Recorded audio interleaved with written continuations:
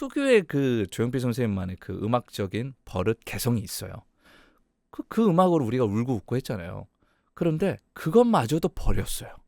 그 수십 년간 고집해오던 자신의 음악적인 언어를 내던졌다는 거예요. 뭐냐면 나는 56년 된 뮤지션으로서 아니면 20집 내는 가왕으로서 라는 타이틀을 버렸다는 겁니다. 다시 24년도에 청년처럼 새롭게 태어난 것처럼 새롭게 배워서 새로운 보컬의 형태로 불러냈어요.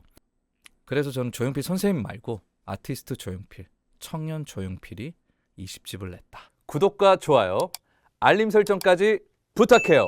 열정도 영감도 죽지 않고 끊임없이 그 에너지가 청년의 때와 같다면 어떨까요? 내 인생은 도전과 욕망이다. 아티스트 가왕 조용필 선생님께서 선생님께서를 빼고 싶어요. 그냥 아티스트 조용필이라고 얘기하고 싶은데 지금 24년도 대중에게 가장 필요한 그 음악을 진정한 위로의 메시지를 내놨단 말이죠.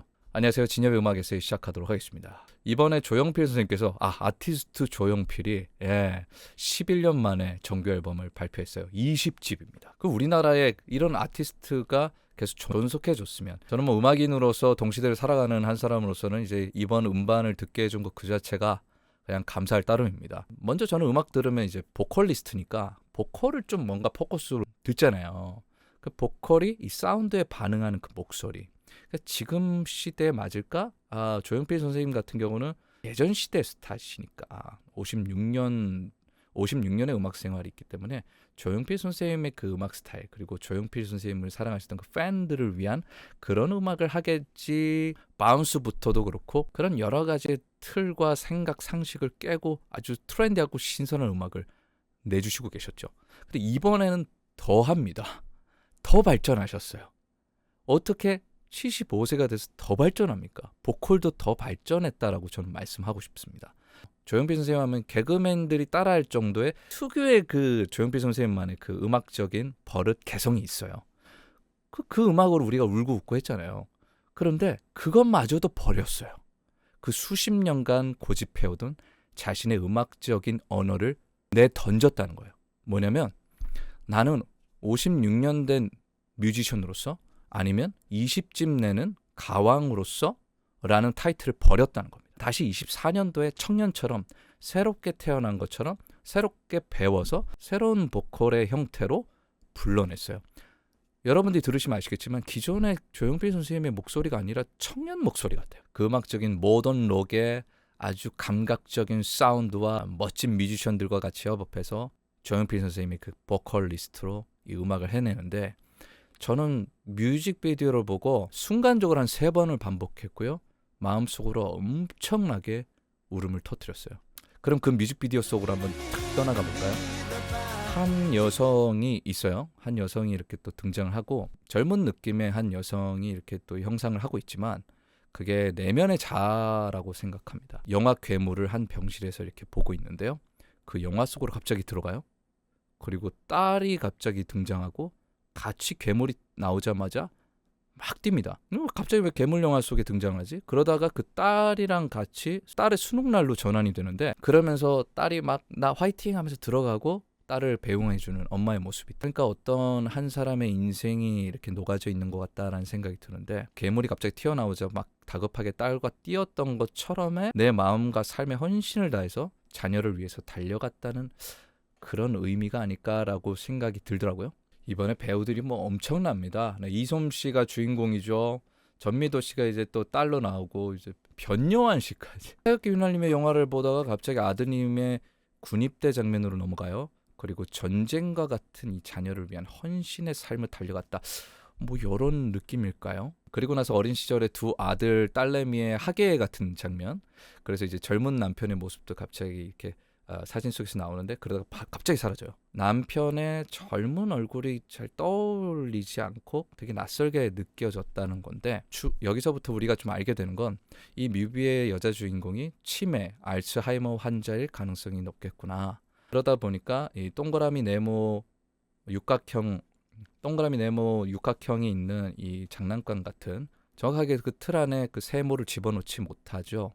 그래서 치매의 병세가 아주 깊어졌다라는 의미가 좀 담겨져 있는 것 같아요. 그리고 나서 훅 침대에서 땅으로 꺼집니다. 깊은 바닷속으로 아주 적막한 어둠 속으로 꺼지는데요. 저는 이게 좀 두려워요. 저는 이 장면이 너무나 공감이 되는데 저도 가끔씩은 상상을 하거든요. 이 세상에 완벽하게 혼자구나라고 생각할 때도 꽤나 있습니다. 그래서 모든 것들이 암전되듯이 저 밑으로 꺼진다. 그러니까 이제 모든 기억과 모든 것들 자체도 바닥이 났다라는 건데 이제 그 끝에 정점을 달리고 있다. 여기가 하이라이트입니다. 제가 생각하는 하이라이트인데요. 달리기 시합에서 넘어진 그 딸이 있고 어머니가 다가옵니다. 그래도 돼 늦어도 돼 그래도 돼, 늦어도 돼, 쉬어가도 돼. 이 조용필 선생님의 목소리와 뮤직비디오에 어머니의 말소리가 같이 함께 경첩되면서 그 장면 한 3번, 4번씩 막 5번씩 동시다발적으로 막 반복했던 것 같아요. 뮤비를 핸드폰으로 이렇게 딱 켰을 때 바로 한 몇 시간 전에 사실 요즘에 이제 무릎도 불편하시고 물도 많이 차셔가지고 많이 아파하시는 저희 어머니가 늘 제 걱정을 많이 하시거든요. 근데 또 너무 걱정을 심하게 하시니까 제가 또 다그치듯이 막 말했어요. 가시면서도 계속 아들 걱정을 하신 건데 사랑이잖아요. 근데 그렇게 나는 이렇게 여유 없이 의미 없이 막 다그침을 했을까? 그리고 그게 막 어머니 다그친다고 그게 무슨 의미일까? 나는 뭐 때문에 이렇게 달려가고 있고 뭐 넘어지면 막 큰일 날 것처럼 그리고 쓰러지면 뭐 세상이 무너질 것처럼 나는 뭐가 그렇게 불안하게 생각하고 있을까? 지금도 불안하지만요. 근데 거기서 이제 조용필 선생님이 얘기해 주신 거예요. 그래도 돼. 늦어도 돼. 이게 음악의 힘입니다. 5분이 되기도 전에 5분이 채 안 되는 이 드라마 속에 인생을 담아놓고 사람들을 위로해야 돼요. 그 메시지 하나로, 그 멜로디 하나로 후벼 파죠. 그래서 다시 힘을 내서 인생의 경주를 달려가고 그 여자 주인공은 지구를 떠나서 달나라까지 오게 돼요. 새하얀 천사들이 있는 아주 이상적인 곳일 수도 있겠다라는 생각도 하지만 그 삶의 끝에는 그런 이게 달나라처럼 평온한 상태, 쉼의 상태, 그리고 사랑하는 이들을 좀 이렇게 지켜볼 수 있는 그 정도의 상태면 참 좋겠다. 이런 생각도 이 뮤비를 통해서 하게 됐습니다. 조용필 선생님이 던진 이야기처럼 저도 요즘에 계속 고민이 많고 누가 정해놓은 목표 때문에 누가 시작한 게임 속에서 나는 그렇게 치열하게 스트레스 쌓이면서 뭐 죽을 듯이 전쟁하듯이 또 비교하고 패배한 듯이 고독을 느끼고 행복을 느끼지 않고 삶의 의미를 그냥 그렇게 살아가고 있을까. 그러고 나서 이렇게 댓글을 쭉 이렇게 봤거든요. 그러니까 진짜 수많은 이들의 공감 어린 나는 아직 어린데 어떻게 살아가야 될지 너무 막막했는데 이걸 보고 힘을 나게 됐다. 가장 멋진 댓글이 좋은 곡에는 칭찬이 달리는데 명곡은 저마다의 사연이 달린다. 여러분들 들어가셔서 보시면 아시겠지만 댓글이 모두 자기 인생의 모든 저마다의 사연이에요. 그냥 소비하고 쓰잘데기 없는 여러 가지 이야기들을 하는 음악들도 귀한 소중한 음악이지만 그것도 예술이라고 저는 생각하는데 모든 삶에 통찰된 그 모든 것들을 담아냈고 그리고 나서 그거를 어렵게 푼 것도 아니고 못 알아듣게 푼 것도 아니고 아주 간결하고 멋진 멜로디와 사운드 속에서 모두가 공감하게끔 그리고 자신의 여러 가지 여러 가지 보컬적인 버릇들도 버리고 지금 사람들의 언어로 바꿔놨다는 거예요. 그건 정말 어려운 일이고요. 그래서 저는 조용필 선생님 말고 아티스트 조용필, 청년 조용필이 20집을 냈다. 이렇게 이야기를 하고 싶고요. 저를 비롯해서 수많은 이들의 인생을 매만져주는 진정한 음악을 보여줬다.